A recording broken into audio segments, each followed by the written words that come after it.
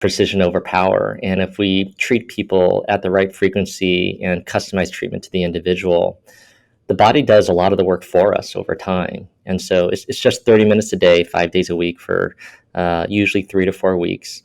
And in the same way, if you put two ends of a broken bone together, it'll heal and grow back stronger. And if you put two ends of a wound margin together, that will heal as well. Many times neurons are the same. They just need a gentle nudge in the right direction and some entrainment, and it does a lot of the work for us.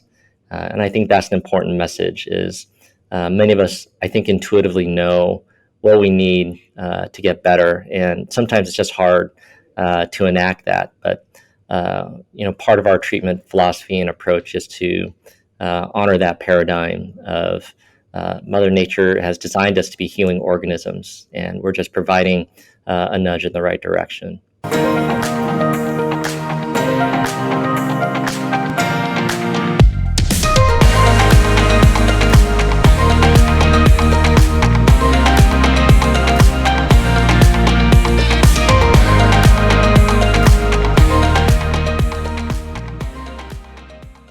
Welcome my guest, Dr. Erik Won. He is the president of Wave Neuroscience, a biotechnology company that has innovated a breakthrough technology called magnetic e-resonance. This technology utilizes computeral neuroanalytics and brain imaging to customize treatment protocols with the aim of restoring optimal neurological function. Dr. Won joined Wave Neuroscience after serving as the chief physician and chief technology officer of a Fortune 50 aerospace company.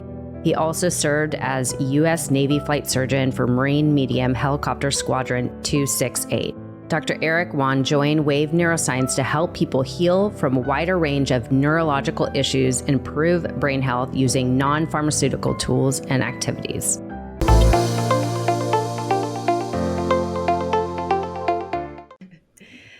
All right, I want to welcome on the show Dr. Erik Won on Passion, Love, Pursuit podcast. It is such an honor to share the space with you and bring on such a valuable expert to share something that is really revolutionary for people out there that have endured any sort of trauma or any sort of impact to their brain health. And I don't think this is talked about enough because, as we were talking about before we press record, so many people have different facets of trauma and it affects our brain in more ways than we probably even realize. So we'll go deep into that conversation, but welcome on the show, Dr. Erik Won. I appreciate you being here.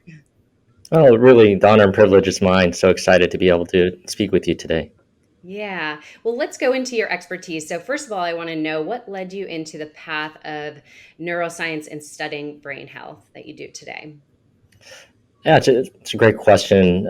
Just to start, 20 years ago or so, I was a Navy flight surgeon. I deployed with the Marines as part of the 1st Marine Expeditionary Force, 11th Marine Expeditionary Unit, and we had the unfortunate distinction of having some of the first casualties of Operation Iraqi Freedom. And so, as a byproduct, I had a lot of very close friends. Brothers and sisters who were struggling with the signature injuries of that conflict, traumatic brain injuries and post-traumatic stress. And when I left the service, I finished up my training at the Harvard Hospitals, Mass General and Brigham and Women's.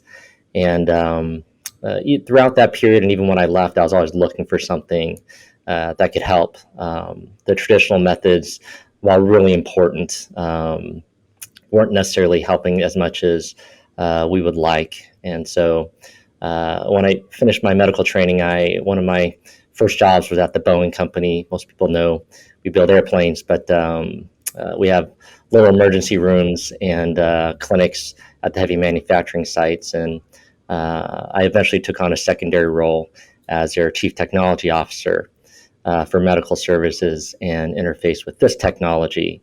And realized that it could really change the way that we helped a lot of men and women struggling with trauma and head injuries. And so I made the transition about 6.5 years ago, and it's been a full sprint ever since.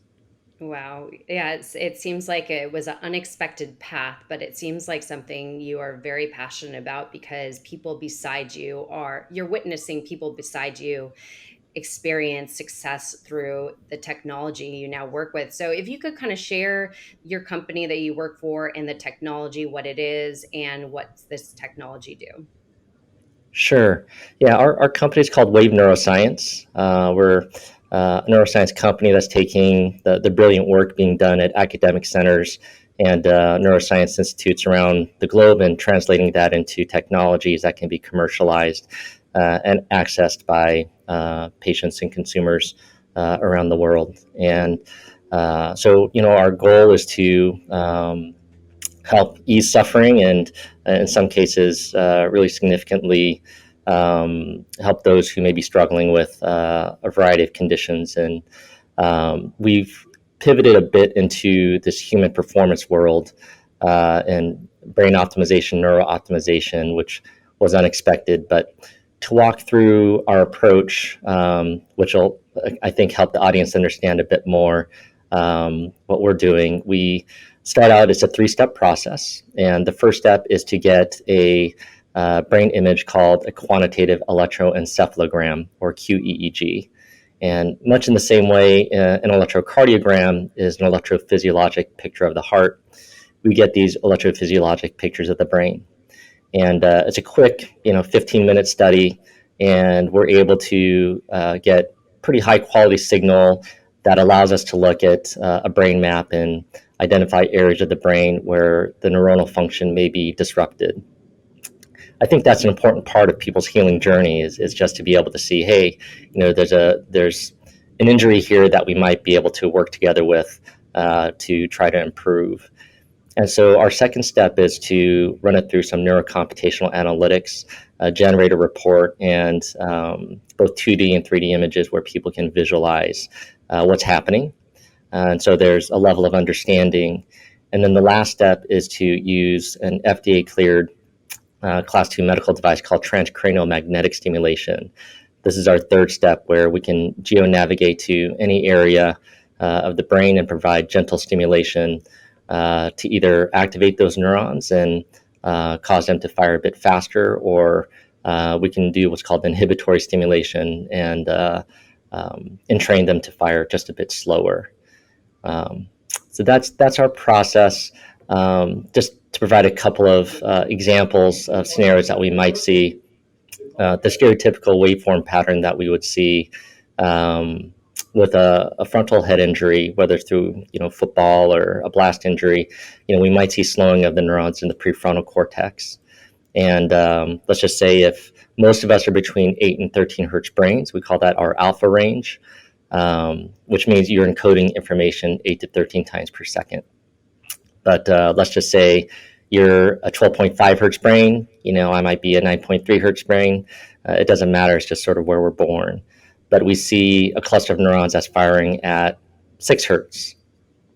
We can say fairly comfortably that may result in some symptoms. And because prefrontal cortex is executive function, the individual may feel lethargic, depressed, and not want to get out of bed. We can just treat that area, and gradually over time, those symptoms may improve. And in a different scenario, if the injury was in the occipital, the posterior regions of the brain where the visual cortex resides, if they were firing too fast, let's say at 30 hertz, they're now scanning their environment 30 times per second, and the rest of their brain may only be able to process it 12 times per second. That information overload may manifest as anxiety. And so I think that information allows people a window into this is why I may be experiencing the world the way that I am. And importantly, can be fairly validating of, okay, this is not just all in my head. It's not an issue of willpower or suck it up. There's an organic, biological issue here that we can work together to resolve. Oh, wow. Okay, so let's unpack that a little bit. First of all, how long has this technology been in the works?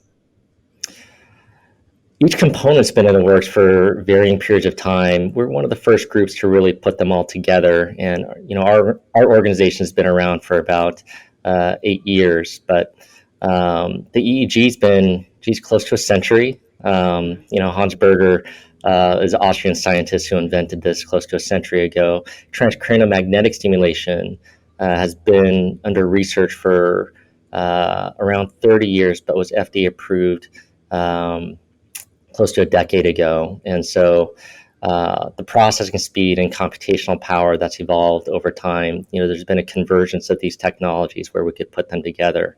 And so that's a bit of a first and a way we were able to advance the science.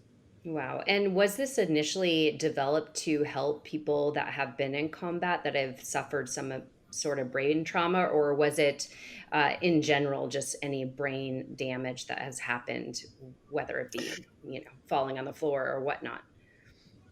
Yeah, it's a great question, fascinating to uh, kind of retrospectively look back at that. It was a team of engineers, scientists, and physicians who really the effort was to allow the brain to function more efficiently as an organ. An engineer would say this is a massive parallel processor, the brain, whereas I think anatomists and physicians would look at it differently as, billions of neurons firing together. And so this team collaborative approach wasn't necessarily to chase a diagnosis. It was more to help the brain function more coherently as an organ. And when you think of this as the CPU of the body, um, we can touch a number of different diagnoses. What we found, some of the things that we do offer, we are seeing some benefits in these areas. And, uh, I have to frame my words in just a little bit to be respectful. The FDA doesn't allow us to make any claims about safety or efficacy about traumatic brain injuries or post-traumatic stress. I can say there's some promising data that we're seeing in clinical trials, and we're currently in phase 2 of an FDA trial for post-traumatic stress and persistent post-concussive symptoms. Um, so we're hoping to have that completed in about the next year and a half. But we are seeing some very promising early data within these communities. That's amazing. So would you say that most people, so first of all, how does somebody determine? Because you said some of the symptoms, if people are having anxiety or maybe not processing things as quickly as they once did, there could be so many root causes to why that is happening. How does somebody determine if it could be their brain not operating at the optimal state? Like, what's some assessments someone listening could do? Like, would they need to backtrack at some possible trauma to their head or? Sure.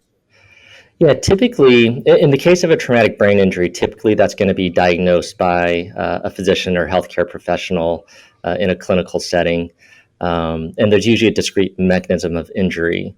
And so, from a clinical perspective, we view the mechanism of injury, the TBI, the traumatic brain injury, is the event. And then if those symptoms persist, that's the actual clinical diagnosis, persistent post-concussive symptoms or concussion. But there's a broad range of ways or mechanisms with which you can see brain performance decline. And predictably, over years, decades, you can see some slowing of the brain, about a quarter to a half hertz per decade after the age of 30. Um, but importantly, this can also happen if we don't take care of ourselves. Emotional trauma can be every bit as significant as physical trauma. Substance use, depending on the agent, can cause some types of brainwave abnormalities. Chronic sleep deprivation is one of the more common areas that we see, usually in very successful people. That tends to be a fairly consistent pattern that we observe. So Mm. there's a whole variety of ways, sadly, with which we can cause some brain abnormalities. And so, yeah, you touched on an important topic that it doesn't have to be specifically a traumatic brain injury. There's a number of different life conditions that can lead to changes. Wow. So, I mean, it really seems like anybody would benefit from this type of treatment regardless, because really we all endure some sort of trauma in our life, emotional or physical. And I mean, I was just at a health optimization summit, and you seem like the perfect person to talk at this, because this is one of the things that, we talk about our mindset, like optimizing our mindset. But if you look to the root cause of things, like if your brain is not operating in its optimal state, that could obviously, trigger into other different forms of in your body or your mindset, or I don't know actually how connected is our brain function to our mindset. Kind of weird Oh yeah, question. there's certainly an intimate connection there. We do try to avoid sort of being too broad, saying so. We wouldn't want to say everyone would benefit or everyone's a candidate. There are people who have extremely high functioning brains, and we would simply have that conversation. But there, I mentioned earlier there has been a bit of a pivot towards this human performance optimization realm. A group. There are people affectionately dubbed biohackers who are always looking Mhm. to perform just a bit better. We have a growing population of elite athletes, whether it's NFL players, NBA players, U.S. Olympians, um, large group of military veterans, and some, from every discipline, whether they're Navy SEALs or Army Green Berets and Deltas, Air Force parajumpers. And so, with my background, that's a group that, I resonate with, and a lot of our employees are prior veterans. Um, but yeah, it's been an interesting shift in the sense, in the earlier days, it was predominantly individuals with depression. So TMS is FDA approved for depression. It's also approved for migraine headaches and obsessive compulsive disorder.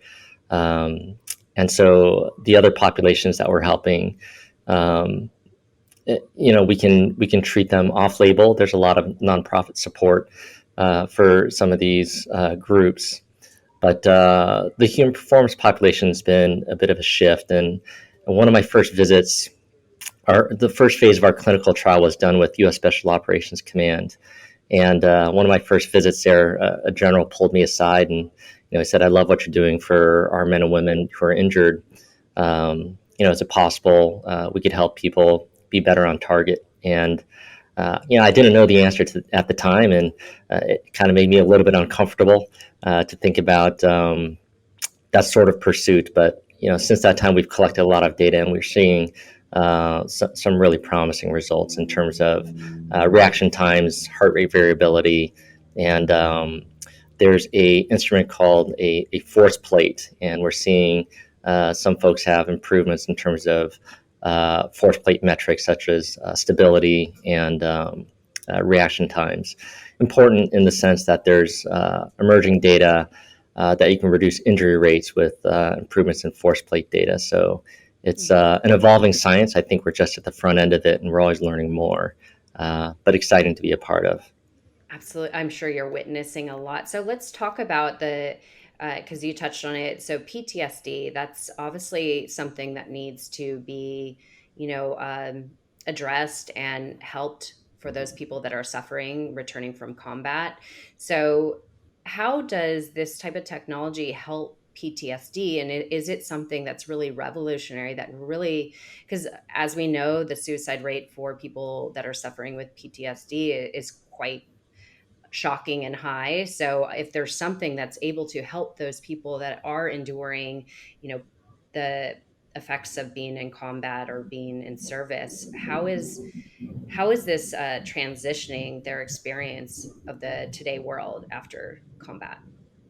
Yeah, I mean, it's touching on this is part of the mission that we're so passionate about, and you had mentioned suicide, and the number that's historically been quoted is 22 veterans a day. I think the Department of Veterans Affairs recently analyzed the data, and I think the new number is 18. Any number more than zero, of course, is too much.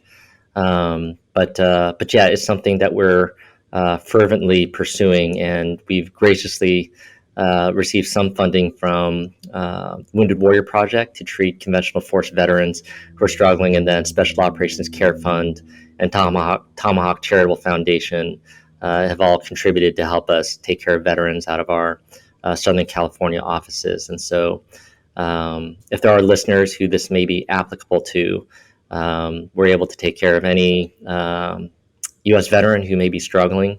But yeah, I would say it helps in a number of ways. One of the first features that we're observing is improvement in sleep quality. And this is a bit different. I think many people may be taking Ambien or Sonata, these hypnotics to help them sleep. And when we looked at the data, a lot of the improvement is in an area we call sleep latency, which means it's helping people to fall asleep faster. And the newer data would suggest that there may be some disruption in sleep architecture, meaning even though people are falling asleep faster, they may not be getting the deep restorative sleep that they need. And with regards to sleep architecture, the deeper, more restorative stages of sleep are stage 3, stage 4 sleep, and REM sleep. REM being the stage, rapid eye movements, but people tend to dream during this time. And one of the first or more common things that we hear is, I'm having dreams for the first time in years. And so it's usually a good prognostic signal that somebody's going to have some improvement when they tell us that, hey, I'm remembering my dreams. But we did a double-blind randomized control trial about four or 5 years ago, and we did see separation from placebo group and treatment group. And one of the areas that we saw improve the most was with our sleep scales. Pittsburgh Sleep Quality Index is the metric that's most commonly utilized. And so we're embarking upon some new studies to interrogate that even more quantitatively using in-lab polysomnograms. But these days, people can use wearables to track their sleep. And so there's an Oura ring, which is, as the name implies, it's a ring that you wear, you get sized, and it'll track your sleep. There's a Whoop device, which is an armband that you wear. I wear both to kind of see how I'm sleeping. Apple Watches even these days are measuring sleep. But I was impressed, when I went through, I wasn't sure if I was experiencing big change or not, but the thing that was undeniable was the quality of my sleep had shifted dramatically within 2 weeks.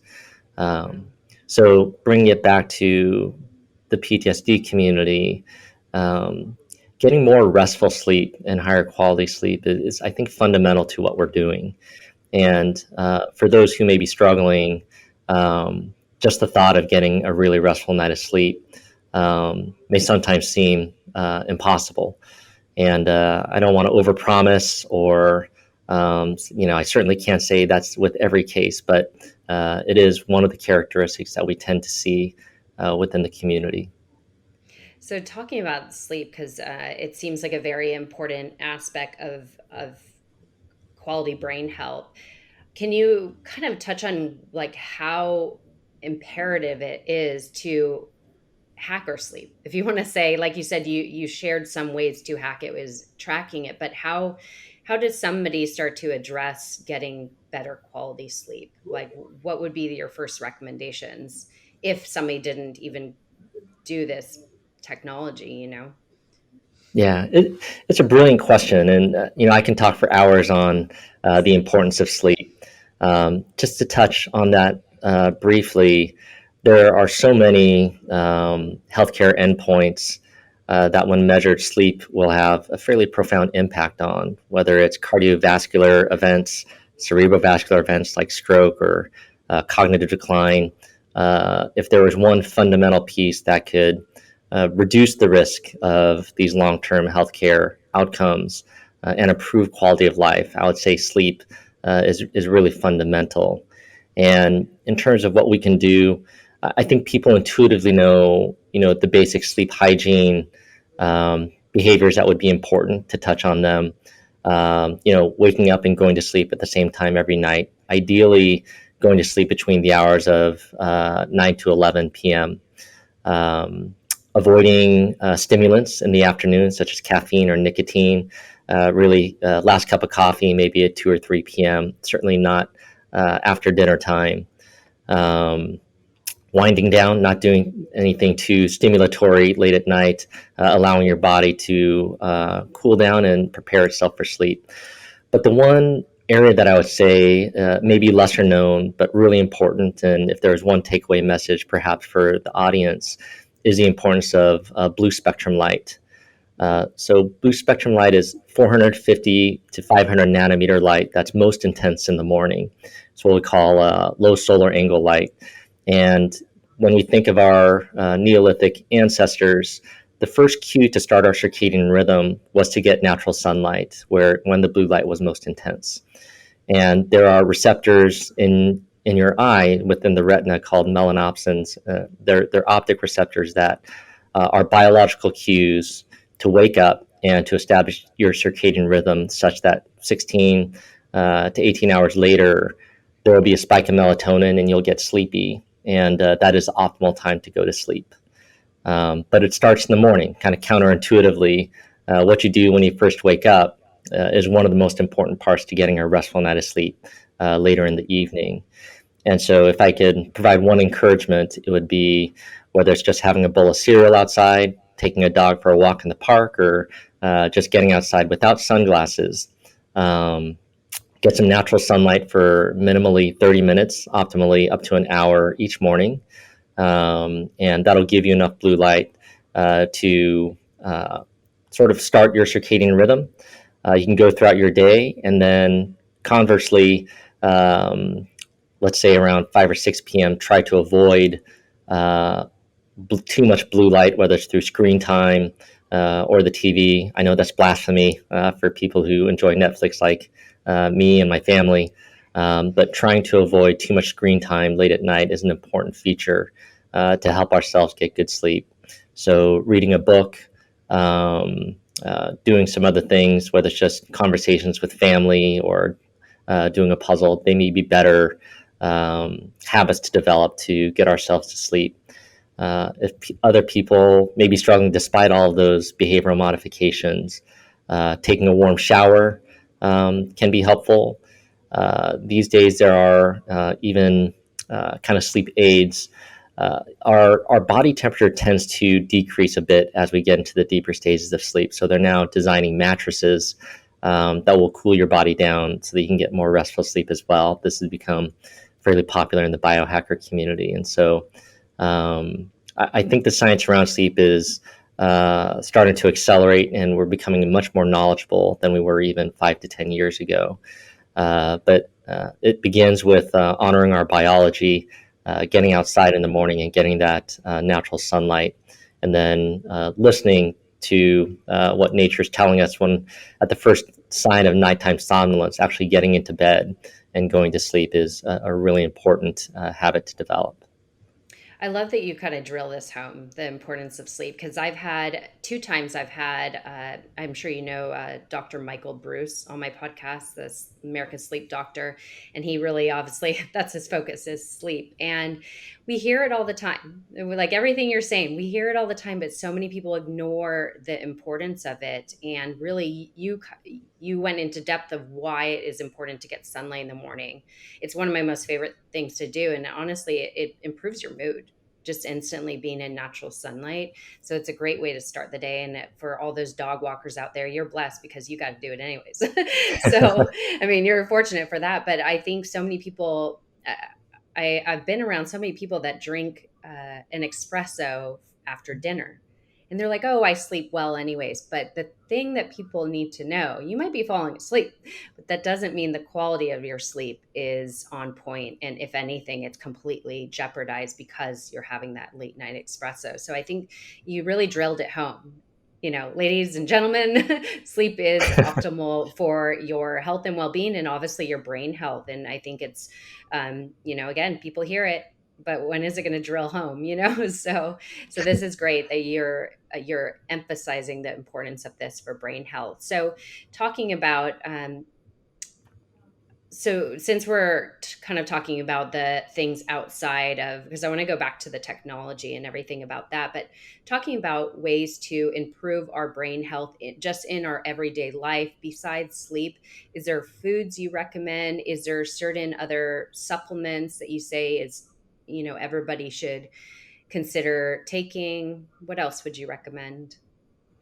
Oh, yeah, this is, I think, kind of an ever changing ecosystem. And there's so much new, I think, knowledge and information that's constantly emerging. It's hard to keep up with it all. But there's sort of these. Classically, we've said three pillars of good health, and I would add a fourth that's becoming, I think, starting to become more accepted. And so, the first building block being recovery, I would characterize as sleep. The second being nutrition and what we're putting into our body, and the third would be activity and exercise. The fourth, which I think is starting to increase in scope and understanding, is connection. And we'll get a bit more into that, but you'd asked about sort of this nutrition and supplement area, and I should start by acknowledging I'm not a dietitian or nutritionist. It's not my area of expertise, but the common refrain is the best diet is one that you can stick to, as long as you're putting good whole foods into your body, nutrient dense foods.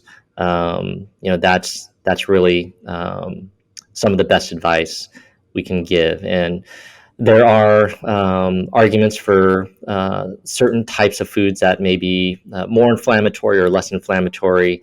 The bad actors these days, I think universally, sugar tends to be considered, refined sugar specifically, something we don't want to consume too much of. There's, I think, more arguments being made around dairy and gluten. I don't have a deep expertise in either of those areas, but certainly part of the conversation. With supplements, I think there's pretty strong evidence for omega-3s and turmeric, the active ingredient being curcumin, tend to be very protective, both in terms of cardiovascular and cerebrovascular health. But also, turmeric's a pretty well-known anti-inflammatory, and so those are supplements I recommend fairly regularly. And then it kind of becomes condition specific, depending on your specific physiology and what you're trying to improve. But there's all kinds of information out there. You can spend kind of endless hours researching it. And I think it's a fascinating time to be alive. And if there's ever a reason to dive in and learn and educate yourself, this is really, I think, a unique time in history where there's so much knowledge and information that's out there and accessible, and in most cases free. And so I think part of the challenge is filtering out what's the good advice from the bad advice. And so you should also qualify the information with reputable sources and subject matter experts. Absolutely. I agree. And we are very fortunate that so much is becoming available and brought into the light of what is harmful and what is beneficial. So I completely agree. So going back into the technology that you're using. So as we said, that this is not just for people that have had trauma in military or, in sports or whatnot. You're also helping treat, you mentioned depression, Alzheimer's, autism you're seeing, and dementia. Like, is that also something that this could help treat? Because depression in itself, let's just pull that one out. That's huge. And also Alzheimer, all these things are quite present in our society these days. So if there was something that could help people suffering depression, I would be so intrigued by. So I'm just curious, how is this helping your patients? Like, is there a story that you could share that you've witnessed that is quite remarkable? I'm sure there's Yeah, many. yeah, it's yeah. So the first FDA clearance was for depression. There's an organization called Neuroanalytics that got that approval almost a decade ago now, and so yeah, we see these significant changes. And I think one of the elements of the treatment that is really appealing is that it's totally non-pharmaceutical. And we're employing first order principles of physics rather than psychopharma. And because of that, I think some of the results can be more predictable. Our contribution in terms of Wave Neuroscience is to take that base technology and personalize it to each individual. And our hope, and what's starting to be borne out in the data, is that we see higher numbers of responders and larger magnitude of effect. And yeah, we see a good number of these cases. And I have to be sensitive to medical privacy. I can't share specific names or identities, but we've had a number of high-profile both veterans and athletes, as well as we're starting to see more and more kind of CEOs and C-suite executives and officers coming through our centers. Not always for diagnosable conditions. Many times they want a competitive advantage, or they want to feel better or optimize their function. In many cases, get higher quality of sleep. Those are all populations that do a fair amount of traveling. Um, but one of my first cases, he was a close friend, um, had gone through years of treatment, both in the Department of Defense when he was active duty, and then through the Department of Veterans Affairs, and was really struggling quite badly. And I felt sad because I had lost touch with him, and it was only through a mutual friend that we were reacquainted, and had said, "Hey, can you reach out to our brother? He's struggling." And I did speak to his VA doctors, and they were very open to suggestions, because we had deployed just about all the traditional methods that we had, whether it's cognitive behavioral therapy, medication management. There's a new form of therapy called EMDR, eye movement desensitization and reprocessing, that I think is very promising. And so before I knew this technology really well, I'd asked him, are you willing to go in and give it a try? And he agreed. He went in, and to my amazement, really within the first 2 weeks, he looked different. And he had said that he was sleeping better. And kind of the emotional moment for me was when his wife came in. She was hugging all of the staff in tears, saying, "You gave my husband back. This is the man I married 10 years ago. I haven't seen him in a long time." And so when the people close to you recognize that there's been a material change, that was an important signal for me. And then after that, I sent in close to a dozen other Marine friends who had been struggling, and really saw this change on a very consistent, reproducible basis. And that's when I knew something was really happening. And we came to a crossroads. I was really happy at my job at Boeing, and there's a Navy SEAL Master Chief who sort of challenged me one day, and he said, "Hey, you need to jump in the fight and help move this technology forward." And kind of put his finger in my chest and challenged me. We look back at that and call it a courageous conversation. And so I did join the company about 6 years ago, and that Master Chief now has joined the company.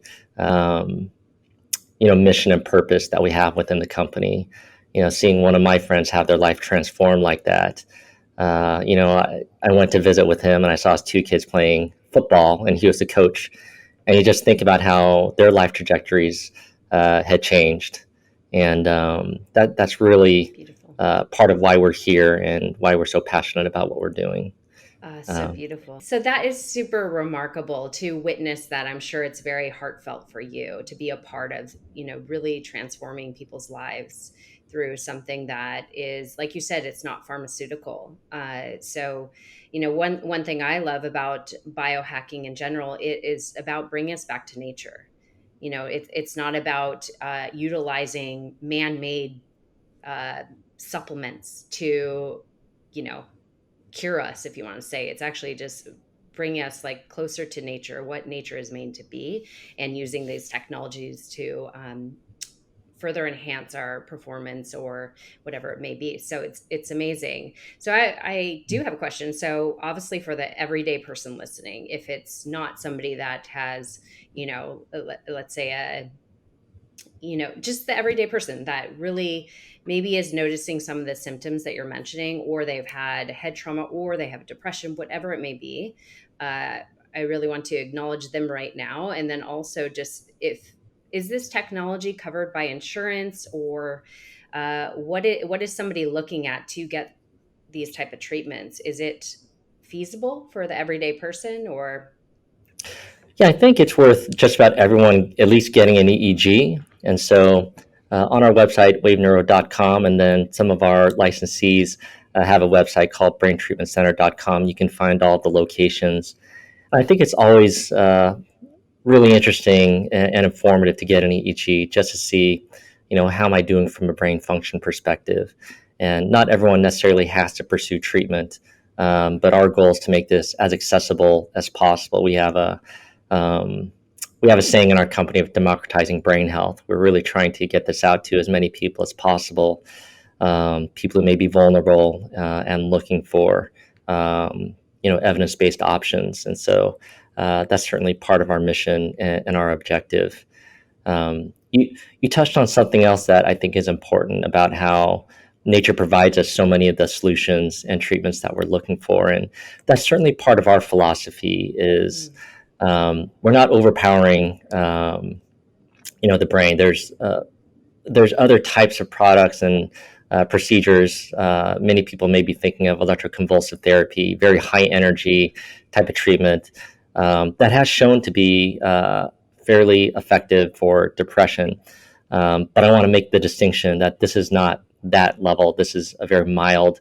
Many people would say, it's an enjoyable sensation. It's not like a high wattage, high energy type of experience. But part of our philosophy is precision over power. And if we treat people at the right frequency and customize treatment to the individual, the body does a lot of the work for us over time. And so it's just 30 minutes a day, 5 days a week for usually 3 to 4 weeks. And in the same way, if you put two ends of a broken bone together, it'll heal and grow back stronger. And if you put two ends of a wound margin together, that will heal as well. Many times neurons are the same. They just need a gentle nudge in the right direction and some entrainment, and it does a lot of the work for us.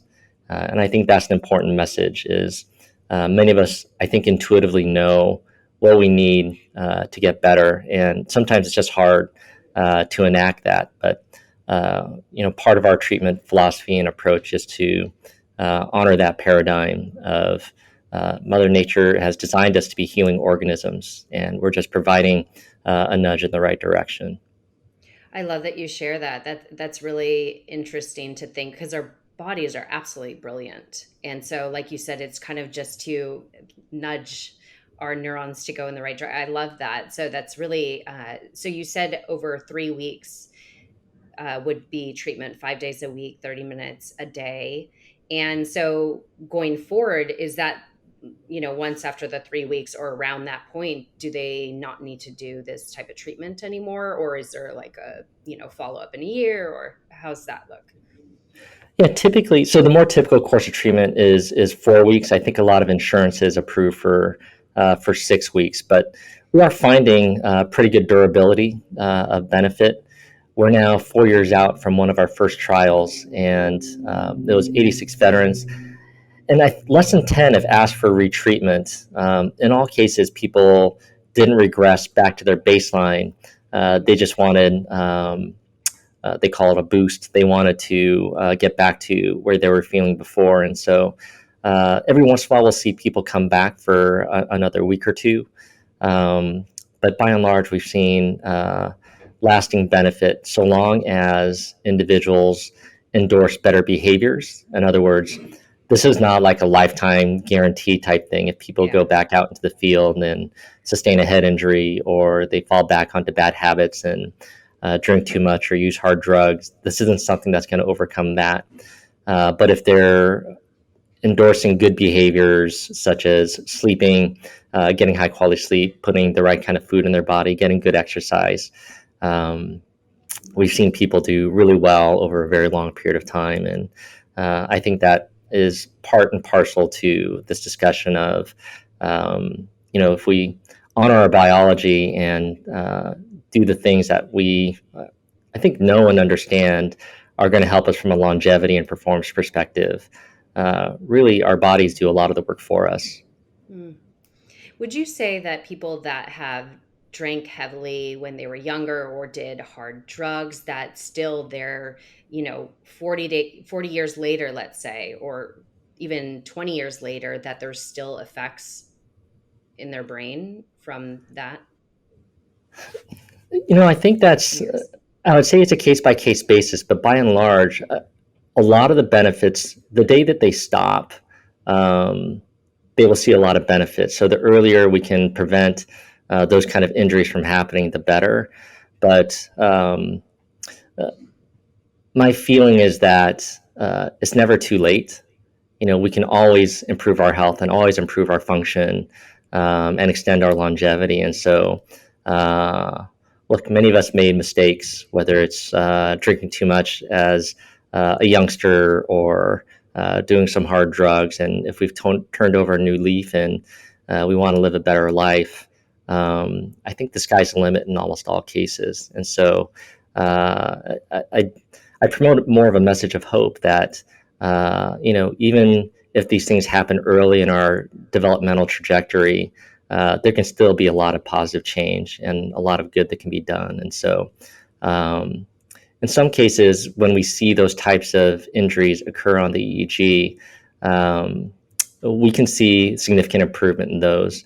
But there are other cases as well, and sometimes we have to have these honest conversations. If there's been a more substantial injury, let's just say a stroke, we're not necessarily going to be able to reverse something like that. We're not a neuroregenerative technology, nothing along those lines. But the way technology is advancing, and there's so much innovation and emerging promise, that there's never been a more exciting time to be alive. And so I don't know, even if there are limitations in the current ecosystem, 5 to 10 years from now, I think things may be completely different.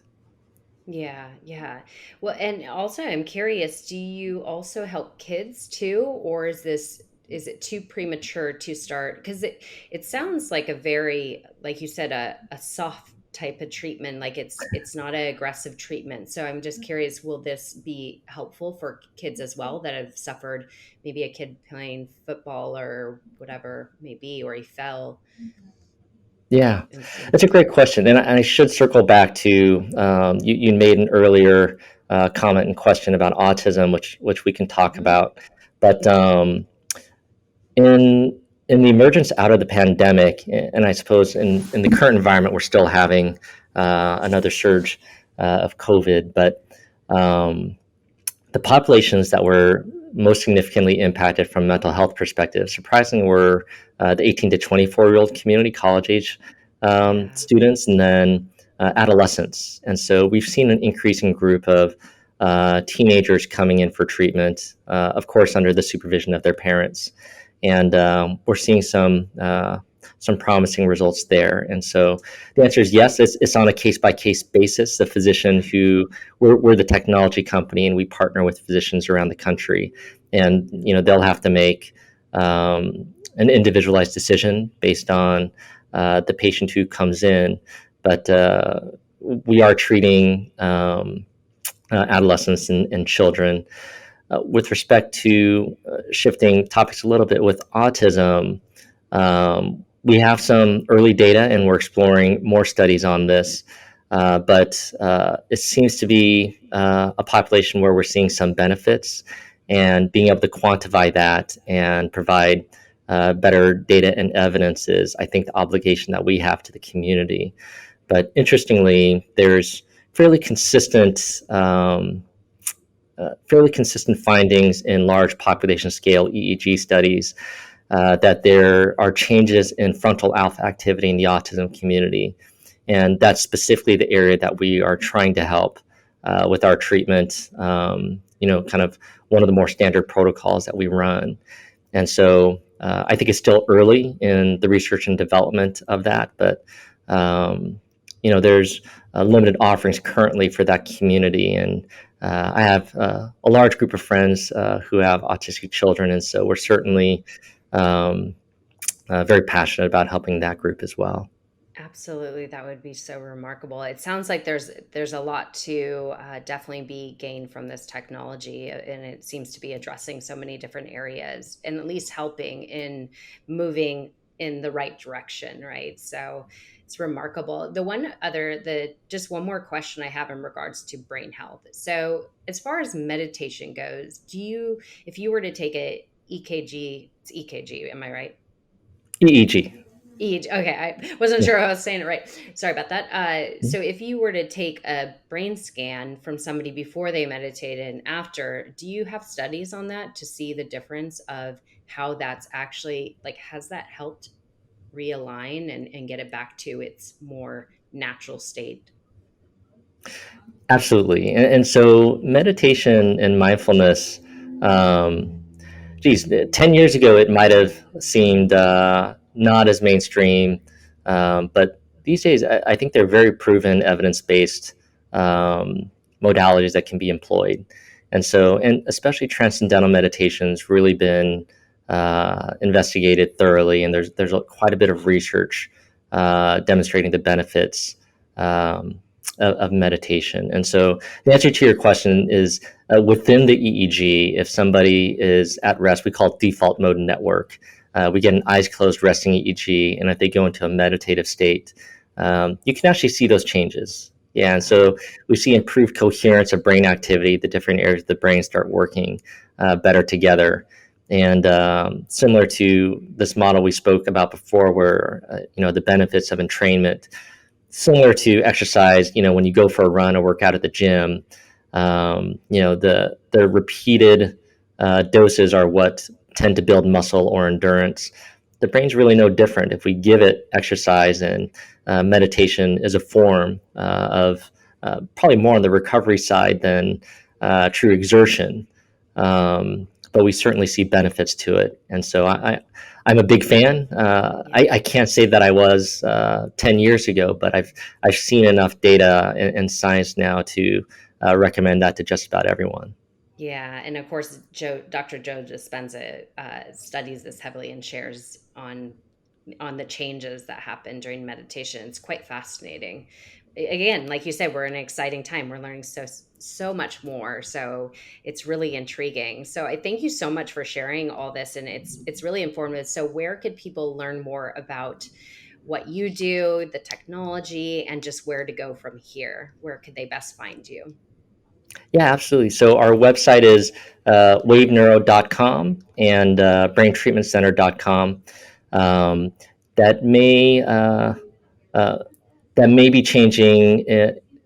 Actually, let me just reset that because I don't think Yeah. we're ready to do the reveal on one of our name changes. Okay. Um, so people can find us at waveneuro.com and braintreatmentcenter.com. We also have a social media presence on Facebook, Instagram, and I think we're starting to activate a Twitter account as well. And so you can find us at any of those websites, or I'll leave my information. You can put it in the show notes, but Yeah. people are welcome to reach out to me as well. And what's your IG handle for yourself? Erik Won 1, ERIKWON 1. Perfect. I will plug that all in the show notes. So, just in closure, I always ask my guests a question, which is, if you were to share a piece of wisdom that you have learned in your life's journey, a life lesson that you just feel anybody needs to hear right now, what would that piece of wisdom be? Wow, that's a great question. Um, And it could be anything your heart is calling you to share today. I guess just kind of on theme with the podcast is if there is anyone who's struggling right now, uh, always maintain a sense of hope and optimism, because there's so much beauty and wonder and joy out there. And, for me, many times that manifests as science. And there's so much that's emerging and so much in the pipeline. If people are struggling, there's very likely to be some therapeutics and innovations just around the corner that are going to help. And so, really, a message of hope. Oh, beautiful. I love that. Thank you so much, Dr. Erik Won. This has been such an honor. Thank you for sharing your wisdom and expertise in this area. I do think it's an area that is not many people know.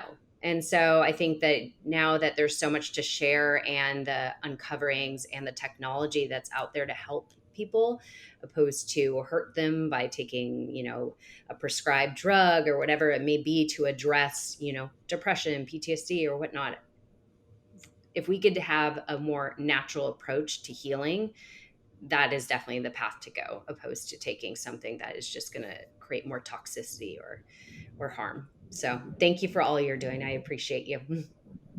Absolutely. Thank you so much for having me. I really enjoyed our conversation.